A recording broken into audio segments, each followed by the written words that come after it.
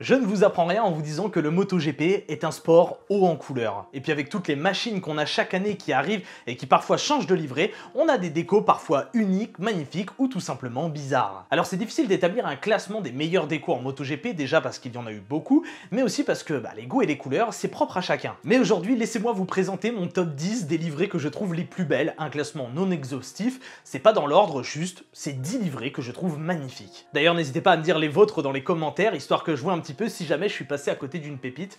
En tout cas, c'est parti pour le top 10 des plus belles livrées en MotoGP.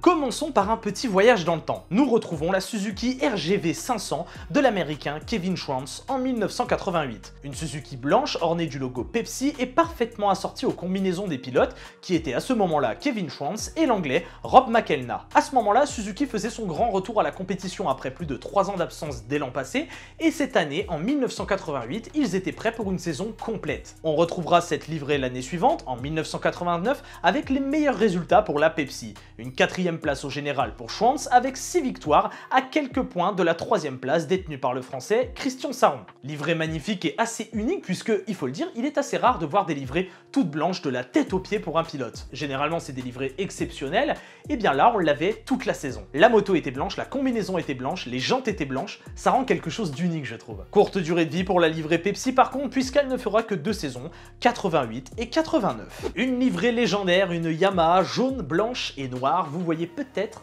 de laquelle je veux parler. C'est bien entendu celle de Kenny Roberts Senior et sa Yamaha YZR 500. Direction les années 80 également pour revoir cette célèbre livrée qui d'ailleurs a été championne du monde. De 78 à 80, Roberts se roulera avec la Yamaha YZR 500 coiffée d'un jaune qu'on distinguait très bien et ira prendre 3 titres de champion du monde en 78, 79 et 80 avec un total de 12 victoires. C'est d'ailleurs à ce moment-là que le grand public découvrait l'américain Kenny Roberts qui ramenait avec lui un style très particulier, unique en son genre mais surtout révolutionnaire pour l'époque. Lui qui venait des courses sur terre battue à la base. Une légende qui laissera beaucoup de choses au sport moto, notamment avec son fils, Kenny Roberts Jr., qui sera lui aussi champion du monde en 500 en l'an 2000 mais cette fois-ci chez Suzuki. Quant à la livrée, elle aura une déclinaison en blanc et rouge pour Roberts en 81 et on retrouvera un magnifique hommage à la livrée en 2005 lors du Grand Prix de Laguna Seca en MotoGP avec Valentino Rossi et Colin Edwards, ainsi que pour la livrée du 50e anniversaire sur la Yamaha M1 de Jorge Lorenzo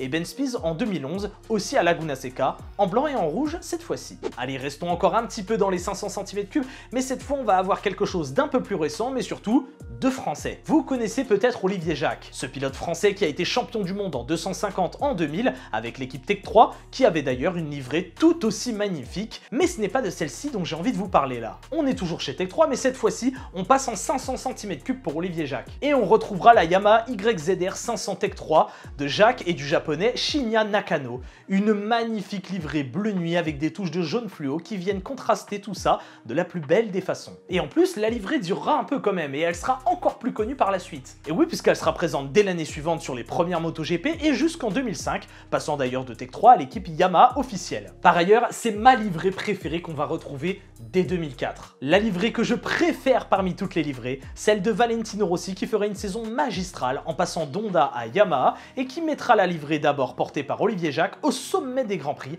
en remportant le titre en 2004 puis en 2005. Quant à notre français Olivier Jacques, pas de podium, ni de victoire, ni de titre pour lui avec cette livrée. Il faudra attendre un retour chez Kawasaki en 2005 pour qu'il retrouve le podium en Chine sous une pluie battante. Vous l'avez compris, donc une livrée légendaire, peut-être même la plus connue des livrées de Valentino Rossi, puisqu'elle a été championne du monde en 2004 et 2005, et à la base, eh bien elle vient des Français, elle vient d'Olivier Jacques et de Tech 3. Bon, Valentino Rossi, il est connu pour beaucoup de choses, notamment ses casques incroyables, ses célébrations fantasques, mais aussi ses livrées uniques. Parmi elles, l'une de mes préférées, c'est celle qu'il avait en 2001 lors du Grand Prix du Mugello. Bon, une course à oublier pour Rossi puisqu'il a dû abandonner sur ses terres suite à une chute sous la pluie. En revanche, cette livrée. La Honda NSR 500 blanche et bleue sur un motif floral englobant la livrée mais aussi la combinaison et le casque. Déco magnifique qui fait fusionner le pilote et la moto une fois en piste. On doit cette folle livrée à Rossi et son ami Uccio qui ont entendu dire qu'il y avait un fan club à Hawaï qui s'était monté autour de Valentino Rossi. Alors à la base ils voulaient inviter les gens d'Hawaï sur les Grands Prix pour les remercier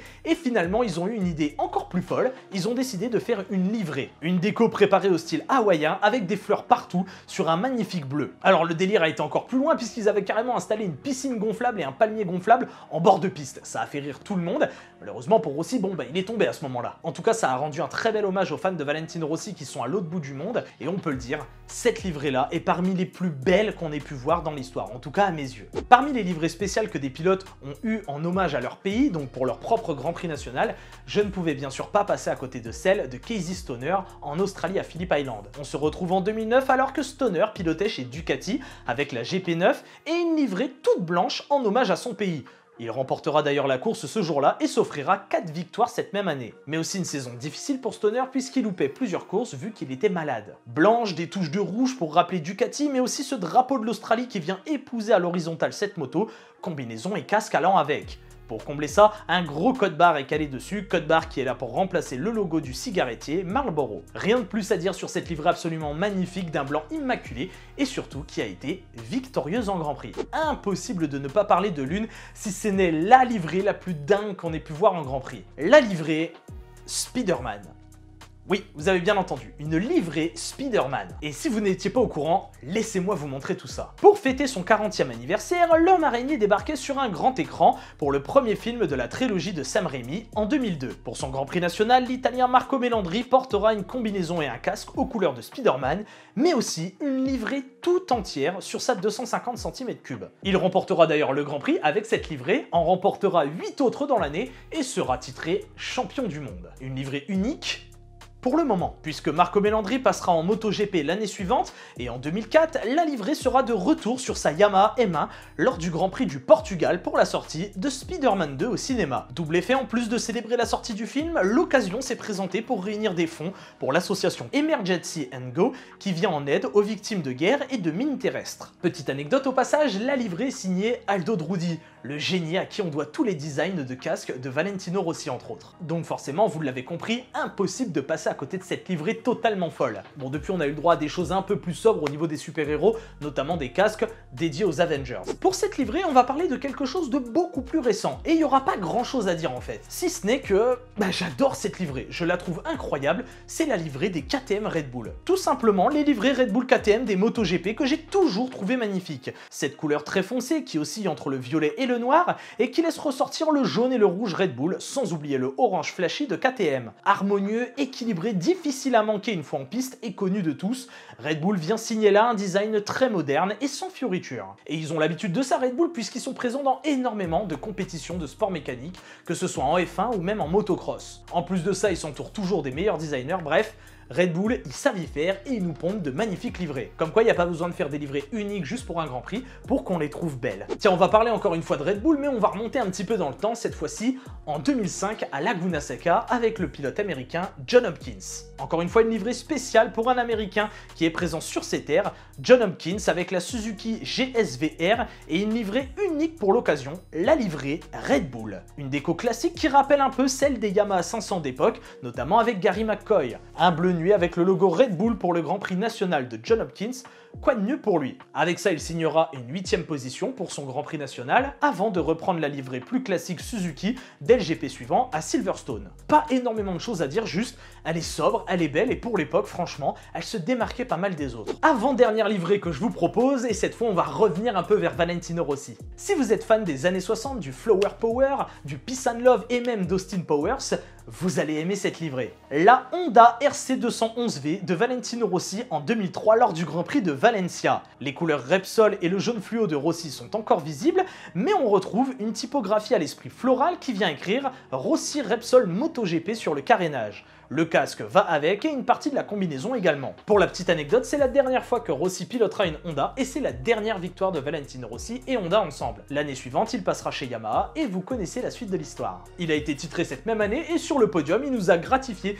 d'une magnifique photo avec une coupe rappelant les années 60-70. Cette livrée, elle est signée Ernesto Arnaez et c'est le fruit du concours organisé par Repsol en collaboration avec le magazine espagnol Motociclismo. Le design du gagnant a été choisi par un jury notamment composé de Rossi ou même encore de Mick Doohan. Terminons par une livrée pas très connue mais que j'ai toujours beaucoup aimée. Et on est encore une fois chez Suzuki. Pour la promotion d'un nouveau produit du sponsor titre Rizla Plus, une livrée tout en chrome est apparue lors du Grand Prix de Misano en 2011.